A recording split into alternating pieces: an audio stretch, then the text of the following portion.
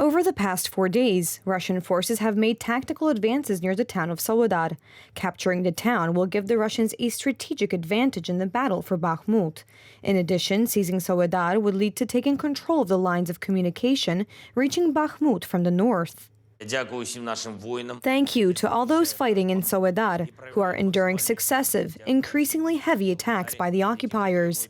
Thanks to the perseverance of our soldiers in Soledar, we have gained additional time and additional forces for Ukraine. What did Russia want to win there? Everything is completely destroyed.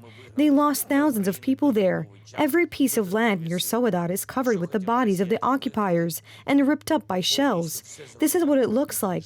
It's crazy.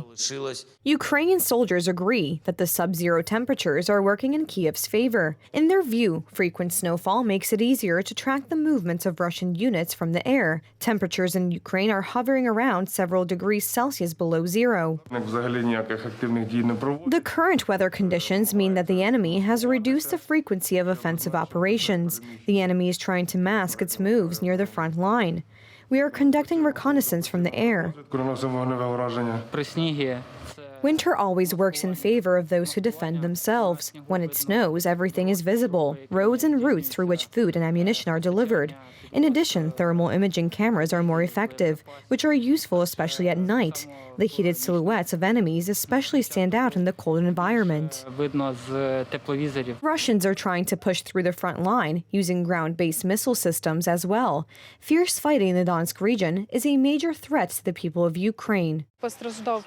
Thank God none of our relatives were injured, but we heard that recently shells fell on a grocery store. We knew everyone who was in it. I think my friend was killed in that attack. Debris and soil fell on our roof. We thought another shelling had started. We ran to the site of the explosion to see if anyone needed help. We lived just around the corner. When we turned around, we saw that our house had ceased to exist.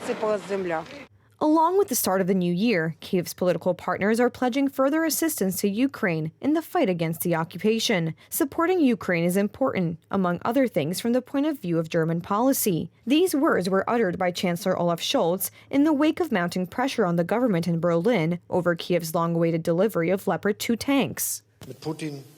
I have already spoken with Vladimir Putin before the war, and I want to emphasize that I will continue to do so, regardless of how our views differ. To abandon dialogue is a serious mistake. There are also issues that are not up for discussion, and undoubtedly this is the integrity of the borders of sovereign states.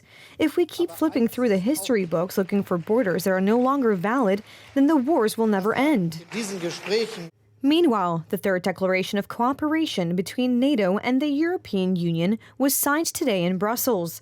The document aims to strengthen cooperation between the two organizations in the face of Europe's security crisis. It also stressed the importance of continuing to support Kiev from the perspective of maintaining unity among the signatories of the agreement. Big losses in Ukraine due to the brave Ukrainian soldiers and the professionalism and the dedication of the Ukrainian armed forces, but we should not underestimate Russia. They are mobilizing more troops. They are working hard to acquire more equipment, more ammunition, and they have shown a willingness to actually suffer. We'll keep doing everything in its power to support the brave people of Ukraine. We will keep the pressure on the Kremlin for as long as it takes with a biting sanctions regime.